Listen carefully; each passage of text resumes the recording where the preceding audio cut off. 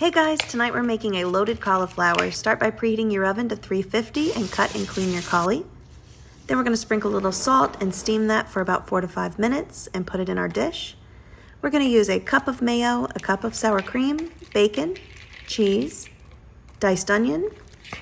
Mix that together and add a little heavy cream to loosen it up, a little black pepper. Put it on top and mix everything up really nice. Now we're going to top it with cheese, bacon, and chives, and we're going to bake that for about 15 to 20 minutes. This was so good. I find boneless chicken breast very boring. Bone-in always has more flavor, but this is all I had last night, so I cut it in half, grabbed my tenderizer and started whacking it until it was nice and thin. Olive oil on both sides, and then we season it with salt, pepper, oregano, and grill it up. I had these beautiful olives in the fridge, so I chopped them up and tossed them together with some parsley, some shallots, some olive oil, lemon juice, and not too much salt because the olives are pretty salty.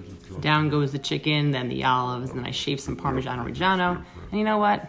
It kind of hit the spot. We've got to start seasoning our avocado toast, and I'm going to show you how I season mine. Obviously, we want our toast to be exceptionally toasty. Maybe she was left in the tanning booth just for a smidge, you know? Now this is obviously optional, but I stand by seasoning avocado toast with more than just salt and pepper. We're also using garlic powder, cumin, coriander, and chili powder for a nice flavor profile. I also add a scoop of yogurt for extra creaminess. Now this is optional, but make it pretty. I stand by the position of eat pretty, feel pretty. Spread on your toast, top with pickled onions, everything but the bagel, and hot sauce. And obviously, dive in.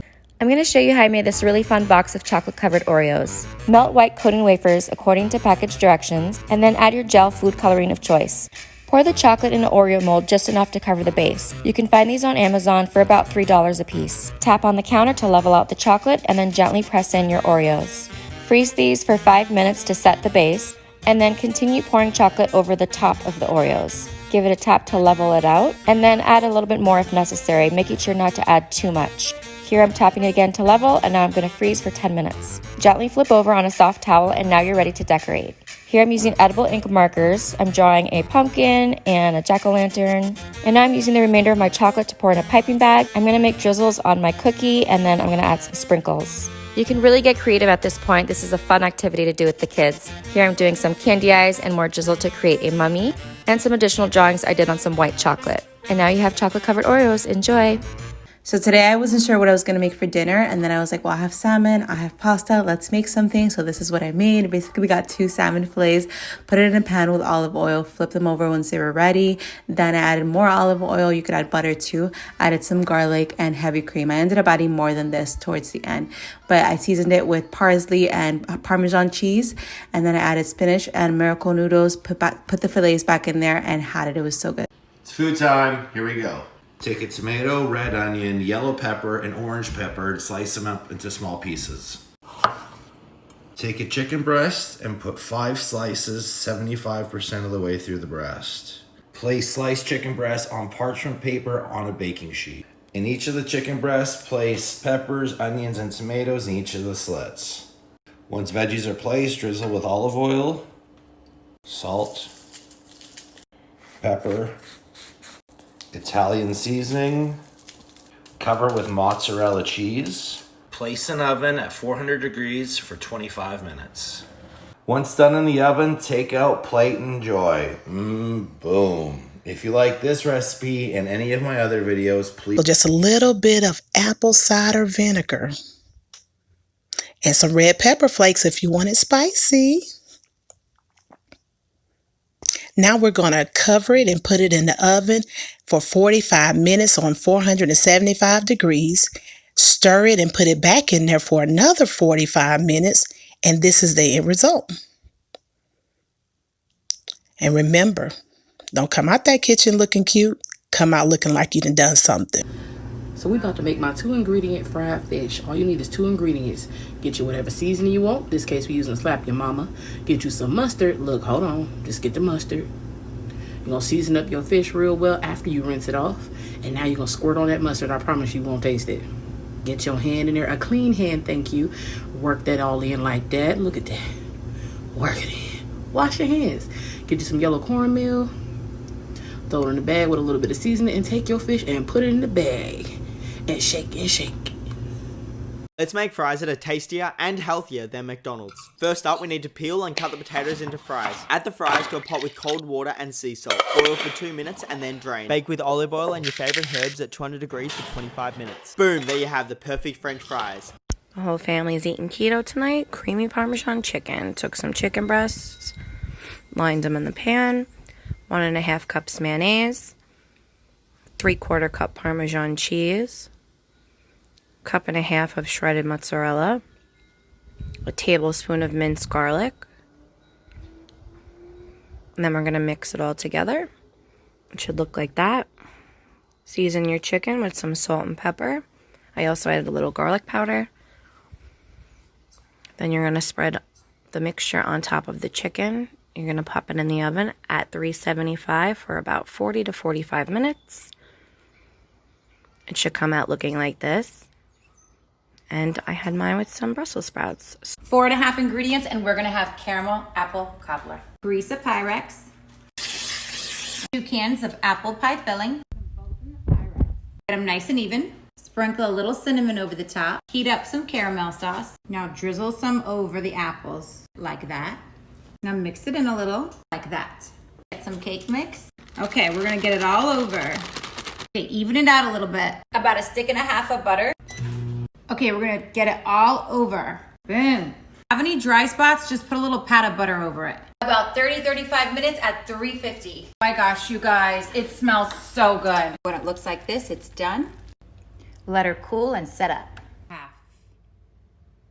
Here is the long-awaited honey sriracha chicken thighs. You can also do this with chicken breasts. I just did mine with thighs because they're juicier. Also, guys, sorry for the delay. I just came back from New York City, had an incredible trip. I'm going to be posting videos from there too, so thank you guys for being patient with me.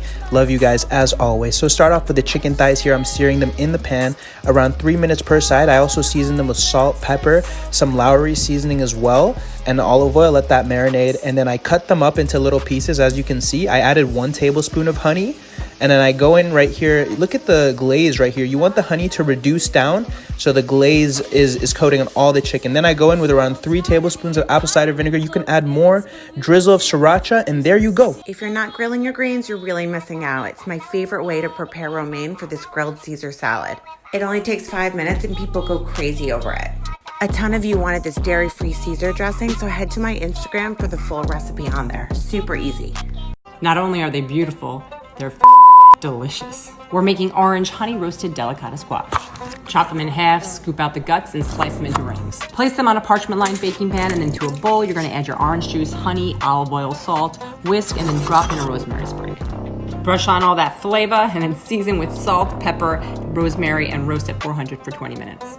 Give them one last coating and then back in the oven for 10 minutes. Out of the oven, they should look like this. Next level, but optional, bring some heavy cream to a simmer, add goat cheese and mix until smooth. Place over a bed of greens, drizzle on the cream, or just cook up some pasta and mix it all together. I'm going to show you guys how to make one of my favorite noodle recipes. These noodles are called bankan or kapiaksen. Use 1 bag of rice flour and 1 bag of tapioca starch. Mix the flours together and add boiling hot water. You want to knead the dough until you get a consistency that's similar to Play-Doh. Then knead and roll out the dough.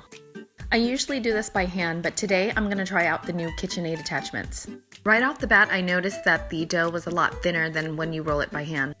The texture of the noodles were still chewy and good, but I don't think anything beats cutting them by hand. Brajol deconstructed is a lot easier than the real one, but it has all the great flavor. I added a little bit of mortadella, some pine nuts, raisins, braised that beef, deconstructed brajol. Look at these cookies! This recipe is so easy.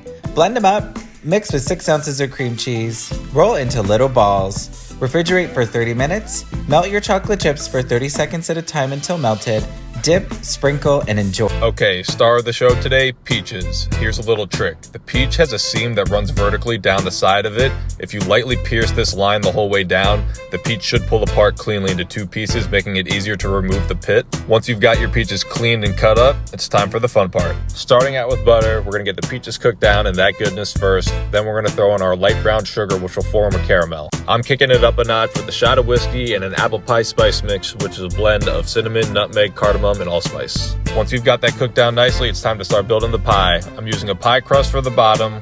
We got our filling that we made earlier, and then I'm using a puff pastry for the top. Tried doing one of those basket weave patterns. I don't know if I did it properly. Brushing it with an egg wash, then topping it with sugar in the raw, throwing that bad boy in the oven for about 50 minutes, and this is what I got. Peach season is coming to a close here in Maryland, and it being Labor Day weekend and all, what's more iconic than a good old-fashioned peach pie? Grab yourself a scoop of ice cream while you're at it, and have yourself a day.